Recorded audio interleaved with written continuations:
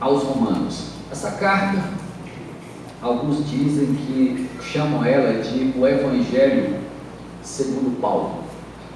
A importância dessa carta para a igreja de Cristo, ela é ensinada, até recomendo os amados para assistirem, tanto Nicodemos, como também Hernandes e Paulo Júnior. Eles têm umas mensagens muito interessantes, muito ricas a respeito da carta aos Romanos. O Augusto Nicodemos, ele usando a passagem, se você levar aí para o capítulo 15, quando Paulo apresenta o seu plano, ele diz aí a partir do verso 22 do capítulo 15 de Romanos, Paulo diz assim: essa foi a razão porque também muitas vezes me senti impedido de visitar-vos, mas agora, não tendo já campo de atividade nestas regiões e desejando há muito visitar-vos, penso em fazê-lo quando em viagem para a Espanha, pois espero que, de passagem, estarei convosco, e para lá seja por vós encaminhado, depois de haver primeiro desfrutado um pouco a vossa companhia.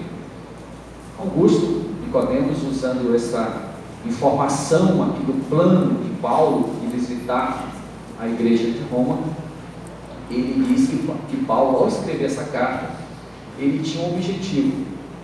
Ele não conhecia a igreja de Roma e ele queria ir à Espanha, e a igreja que ia apoiar a sua missão para a Espanha era justamente a igreja de Roma. Era uma igreja estratégia para o plano de Paulo para chegar à Espanha, porque era uma igreja grande, uma igreja que ia o enviar, né, como missionário, e ele ia ter esse apoio. Por isso que ele escreve essa carta. E ao escrever essa carta, ele estava ali se apresentando para aquela igreja. Era uma igreja que eu não conhecia, talvez de nome, porque Paulo já era muito conhecido em toda aquela região, mas pessoalmente ele não conhecia. E muitos falavam bem de Paulo, mas muitos também falavam mal, como nós vimos domingo passado, quando Paulo se defendendo por todos aqueles ataques que ele recebeu. E também na igreja de Roma tinha também comentários negativos a respeito do ministério de Paulo. E aí Paulo escreve essa carta para explicar e ao mesmo tempo mostrar para aquela igreja qual era a sua teologia, em que ele se baseava, qual era a sua pregação. Então Paulo, ao escrever essa carta, ele trata de vários assuntos, porque ele estava ali informando aquela igreja quem ele era, e o que ele cria e o que ele pregava, justamente preparando essa chegada dele, ao qual ele estava planejando chegar ali naquela igreja. Ele estava enviando essa carta dizendo: olha, quem eu sou e o que eu prego. Eu não prego heresias, como alguns estão dizendo que eu prego.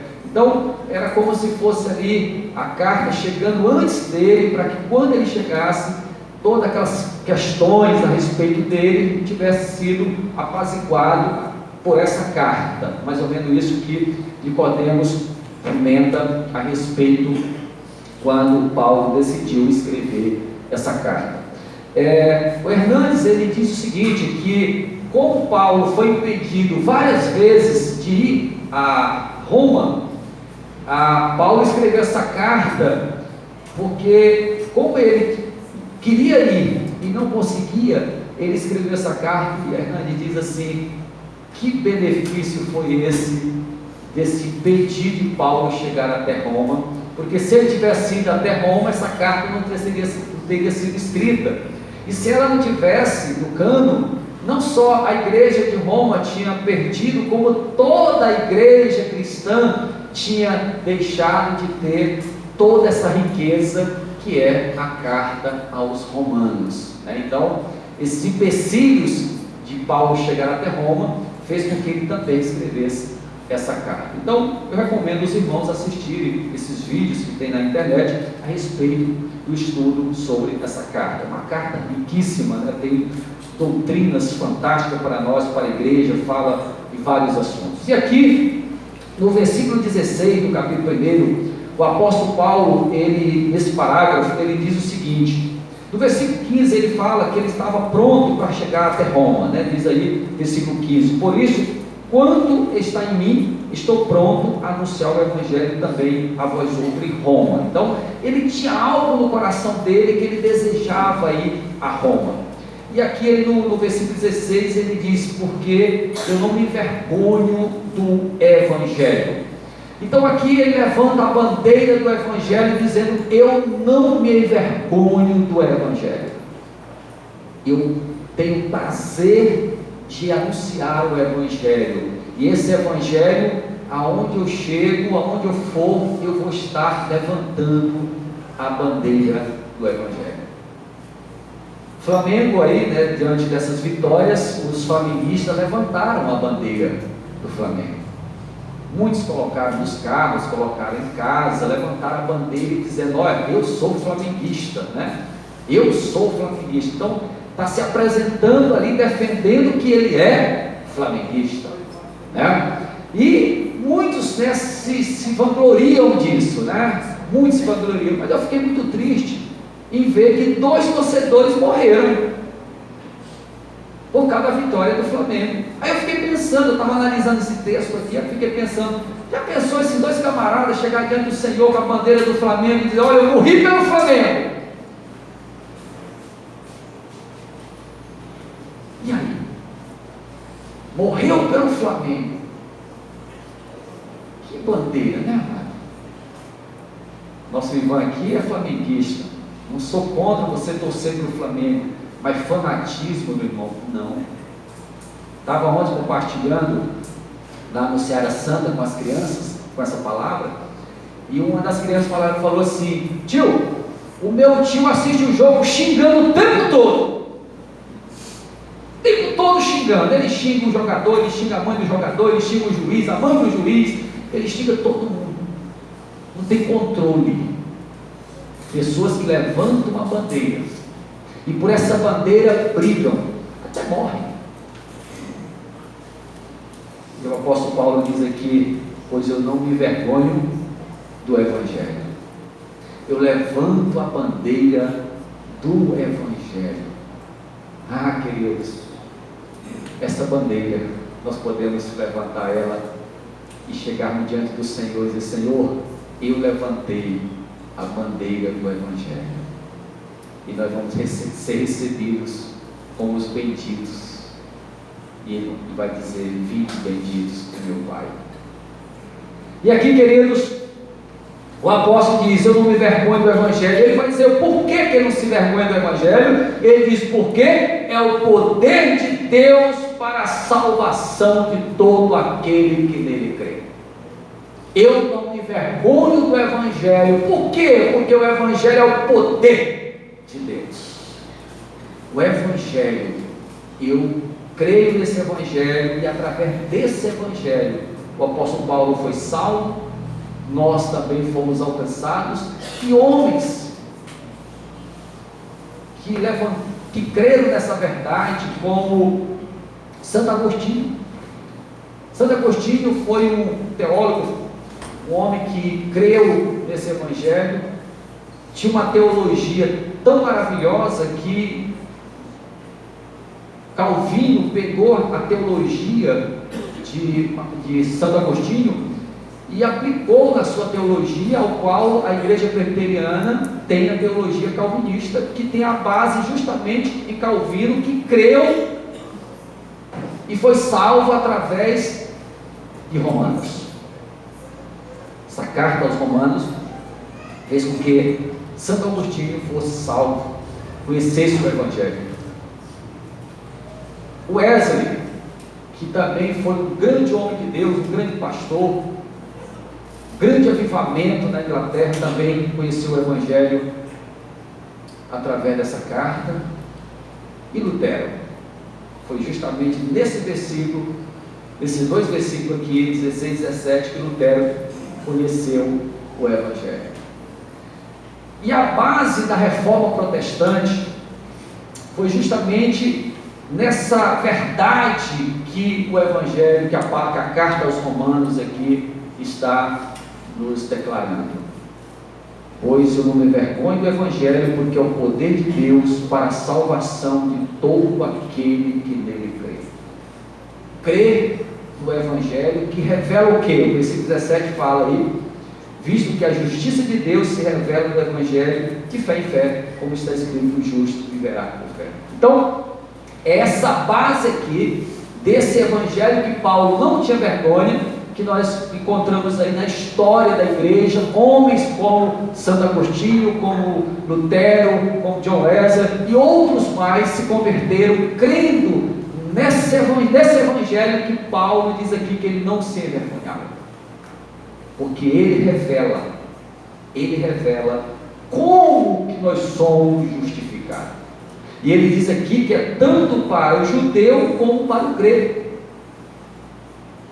Agora saiu há pouco tempo uma determinação, uma norma da Igreja Católica, que os judeus não precisam se converterem a Cristo. E Paulo está dizendo aqui que o Evangelho da salvação é tanto para o judeu como para o grego. E agora tem uma norma aí da Igreja Católica, que os judeus já têm uma aliança com Deus, então não precisam de Cristo, não precisam do Evangelho. Não é o que a Bíblia nos ensina. Aqui, a Bíblia nos ensina que o Evangelho, que Paulo não se envergonhava, é o Evangelho que nos leva a crer e sermos justificados por essa fé na pessoa de Cristo. E ele diz aqui que o justo viverá por fé. E o Evangelho revela justamente isso, a justiça de Deus. Como é que o homem é justificado? Como é que o homem é justificado? Foi o que Martinho Lutero questionou, estudou e ficou quase paranoico, quase doido, porque ele não entendia. No momento que a Igreja Católica estava vendendo indulgência, estava ali vendendo a venda da salvação, ele deparou com essa palavra aqui e disse: nós somos justificados pela fé em Cristo. A nossa conta, o nosso débito não é comprando indulgência, não é por obras, mas é crendo naquele que justifica, que é Cristo. Há um débito, o qual o apóstolo escrevendo no capítulo 3, versículo 23, ele diz que todos estão condenados, todos, nenhum ser está livre da condenação e todos carecem da glória de Deus. Martinho Lutero, entendendo essa graça de Deus, que a justificação, que a conta foi paga por Cristo, e crendo nessa verdade, nós também somos justificados. E aí ele diz: eu não me envergonho. Como é que eu vou me envergonhar de algo tão precioso? Como é que eu não vou levantar essa bandeira de algo tão glorioso, que salva tanto o judeu como o grego?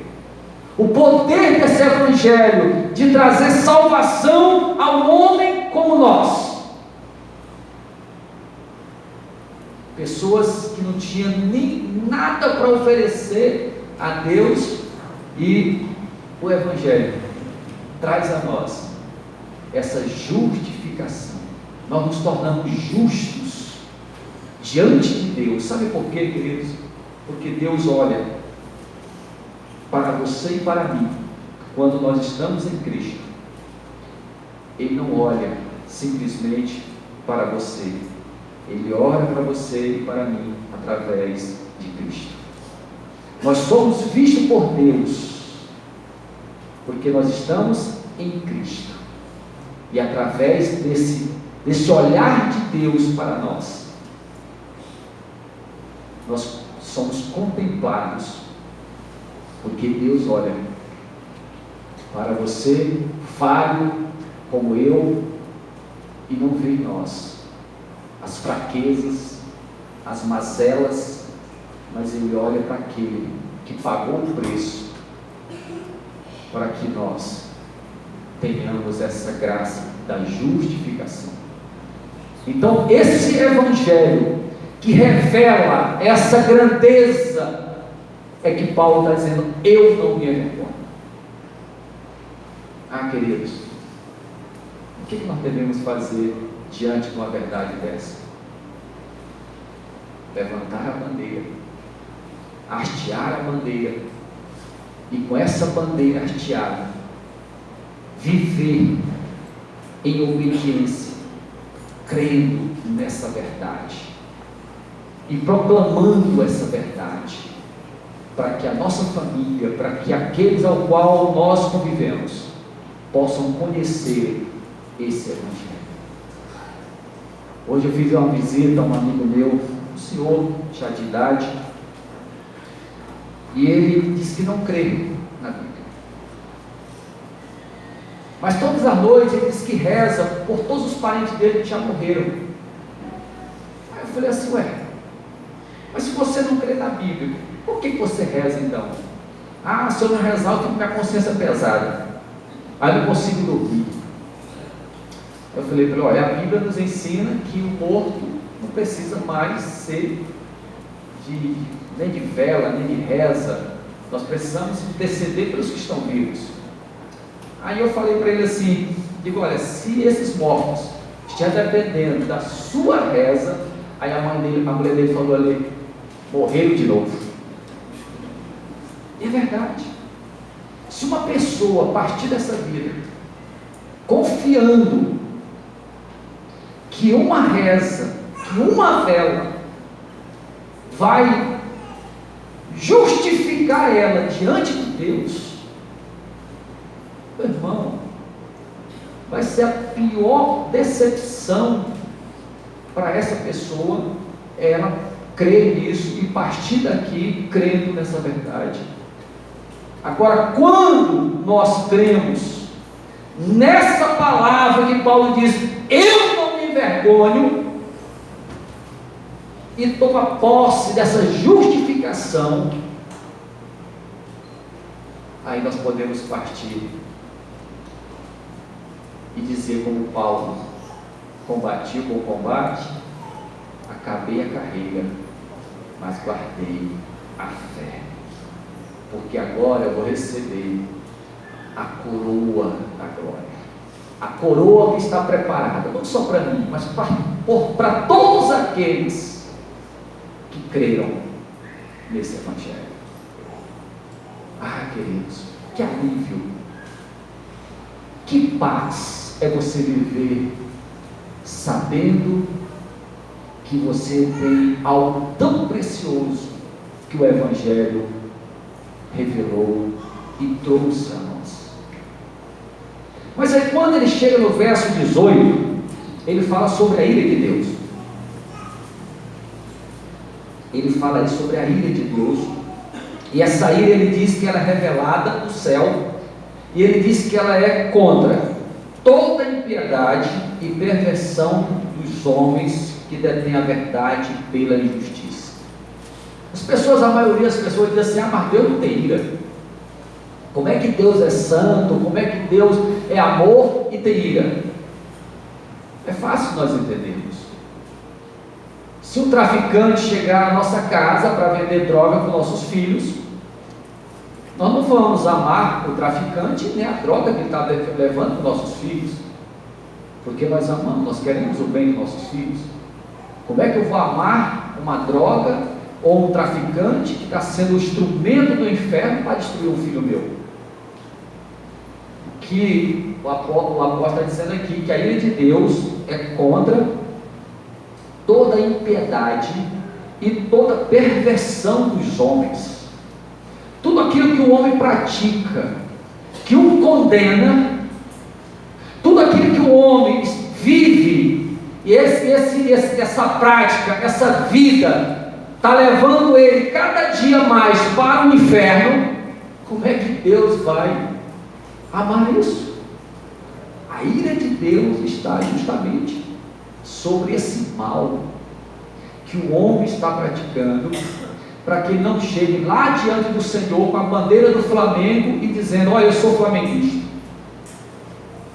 Não, a ira de Deus, ela está contra toda impiedade, tudo aquilo que o homem pratica, que é ímpio, que é maligno, Deus está contra, a ira de Deus está contra isso. E ele diz aqui que essa impiedade, ele diz ainda que detém a verdade pela injustiça. Tira a verdade do Evangelho, tira a verdade das coisas para colocar algo injusto, mentiroso, falso.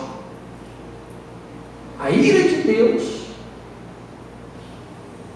ela é real, ela existe, e ela está contra tudo aquilo que o homem pratica e faz, deixando de viver uma verdade para viver uma mentira, deixando para viver aquilo que Deus requer, para viver aquilo que é condenado por Deus. É por isso que ele está dizendo aqui que a ira de Deus, ela revela-se do céu. Versículo 19, ele diz assim: porquanto o que Deus se pode conhecer manifesto entre eles, porque Deus lhe manifestou. E depois ele vai falar aqui que Deus, ele se revelou desde a criação, quando o mundo foi criado. Ele diz: Deus se revelou. Todo ser humano, ele sabe que existe um Deus. Eu tenho estudado, estou fazendo uma matéria sobre as religiões do mundo, tenho estudado algumas religiões, e é interessante o conteúdo, a teologia dessas religiões é baseada no homem, que o homem pode, que o homem consegue. E essas religiões, elas simplesmente, elas sabem que existe um Deus, mas não é o Deus da Bíblia, não é o Deus Pai de nosso Senhor Jesus Cristo, não é o Deus que o Evangelho revela. Aí você vai para o budismo, você vai para o hinduísmo, você vai para outras religiões, você vai ver que eles apresentam um Deus. Eu assisti um filme agora sobre Gandhi. Gandhi falava muito de Deus, mas não é o Deus da Bíblia, não é o Deus do Evangelho. Não, são deuses. Eles creem que existe um Deus, uma divindade, mas vão para onde? Para as idolatrias, para as crenças. Você vê lá na Índia, eles acreditam que aquele rio, que é o rio mais poluído do mundo, é um rio sagrado. Chega ao ponto de dizer: não, ele não pode ser poluído não, porque ele é sagrado, ele é a mãe deusa.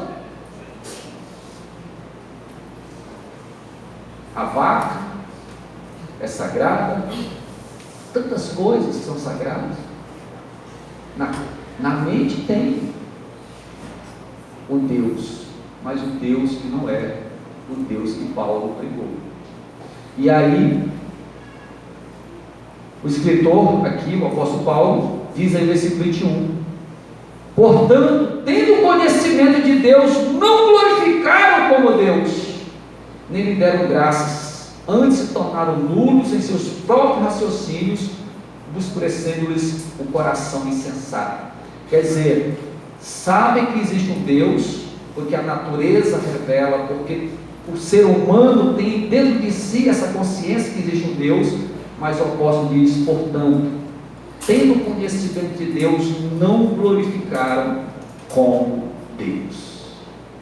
Veja aqui, queridos, quando o ser humano deixa de glorificar a Deus, nós não podemos deixar de glorificar a Deus. O salmista Davi, ele diz: ó minha alma, ó minha alma, ele fala para a alma dele mesmo, ele diz: não esqueça de dar glórias a Deus. Tudo que há em mim, tudo que me pertence, é para a glória de Deus. Querido, foi para isso que nós fomos feitos. A nossa existência, ela só tem sentido for para glorificar a Deus. Qualquer discípulo de Jesus que não glorifica a Deus, que não dá honra a Deus, que não levanta a bandeira do Evangelho de Cristo, tem alguma coisa errada. Tem alguma coisa errada. Eu tenho certeza que não é a Bíblia nem é Deus. Então veja, a ira de Deus está revelada do céu. E essa revelação de Deus, com a sua ira, é contra aqueles que não glorificam, que não dão honra a Ele. E como é que eu glorifico a Deus? Primeiro, entendendo que Ele é o único Deus verdadeiro, entendendo que Ele nos fez para essa glória e obediência. Não tem como eu glorificar a Deus sem obediência. Não tem como. Como é que eu vou glorificar a Deus em desobediência? Não tem. E ele ainda diz mais, olha, versículo 22, inculcando-se por sábio, tornaram-se loucos. Sábios. Pessoas que têm um QI bem alto, um conhecimento bem alto. Aí você vai ver a crença, acredita em tantas coisas. Você pode ver que as pessoas que têm um conhecimento maior, pessoas mais sábias, são aquelas pessoas que acreditam em coisas que você vai olhar e dizer, não acredito. Como é que uma pessoa tão sábia acredita nisso? No tempo desse nós estamos ministrando aqui que o pecado emborrece. Alguns irmãos lembram, né? O pecado emborrece, mas é isso mesmo. A pessoa tem um conhecimento, sabe de tudo. Aí quando vai para a crença, crê na criatura, coisas criadas, e deixam de acreditar no Deus poderoso, aquele que é e sempre será o Deus que fez todas as coisas. E ele diz aí, versículo 23, mudaram a glória do Deus incorruptível em semelhança da imagem de homem corruptível. Quando Deus fez o homem, Deus falou assim, façamos os homens a nossa imagem e semelhança. Que alegria Deus fazer o homem a sua imagem. Como alegria. Mas quando ele olha e vê o homem fazendo algo à imagem dele, ele diz, não farás para ti imagem de escultura. Enquanto ele se alegrou em fazer o homem a sua imagem, a ira dele está contra quando o homem faz imagem dele. Não farás para ti imagem, e ele diz, de nada do que há no céu. Porque o homem faz aquilo que está no coração dele. Idolatria. Em vez de adorar o Criador, vai adorar a criatura. E tudo é imperfeito. Eu estava lendo um livro e o escritor falou o seguinte, que pegaram uma lâmina, essa lâmina de barbear, ela é retinha, né, plena, e colocaram para enxergar ela, o defeito dela. Quando colocaram no microscópio, viram ela cheia de defeitos. Mesmo ela sendo, você olha a olho nu, não tem um defeito. E pegaram um ser criado por Deus e colocaram, não viram um defeito. Aquilo que é mais perfeito do homem, diante de Deus, é imperfeito. mas aquilo que é mais feio. O morcego é feio, né, irmão? Mas você pega, vai olhar o morcego ou qualquer outra criatura, coruja, sei lá, outro bicho feio aí, e você vai olhar, é perfeito. Mesmo não tendo uma aparência bonita, mas é perfeito. Porque foi Deus que fez. Tudo que Deus faz é perfeito. Agora, o que o homem faz é imperfeito. Aí ele vai lá e quer fazer um Deus. Aí vai lá e quer fazer algo para ser adorado. Como é que vai sair perfeição? Como que vai sair perfeição nas mãos de homens imperfeitos? E muitos acham ainda que merecem. Minhas obras são perfeitas. Irmãos, a Bíblia diz que não passa de trapo de imundícias as nossas obras diante de Deus, porque são imperfeitas, nós somos imperfeitos. Só o Evangelho, que Paulo diz, eu não me envergonho desse Evangelho, é que pode pegar essa imperfeição nossa diante de Deus, como perfeito que Ele foi e que Ele é, pegar seres humanos como nós, imperfeitos, e diante de Deus nos apresentar perfeitos. Só em Cristo, só em Cristo. Por isso Paulo diz, eu levanto a bandeira, eu levanto essa bandeira, eu levanto essa bandeira, porque eu não tenho vergonha.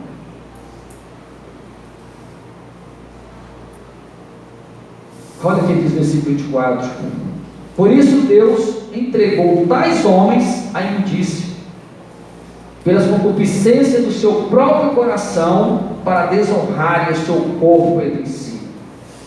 A ira de Deus, ela vem contra o homem, e a Bíblia diz, porque mudaram aquilo que era glorioso, aquilo que é perfeito com relação a Deus, mudaram para a semelhança de homens corruptíveis. E aí a Bíblia diz, Paulo diz, porque Deus entregou tais homens à imundícia. Você pode observar, queridos, que os idólatras, sempre as práticas levam para a imundícia. É o coração magoado, é a falta do perdão, é o ódio, é a vingança, é a prostituição,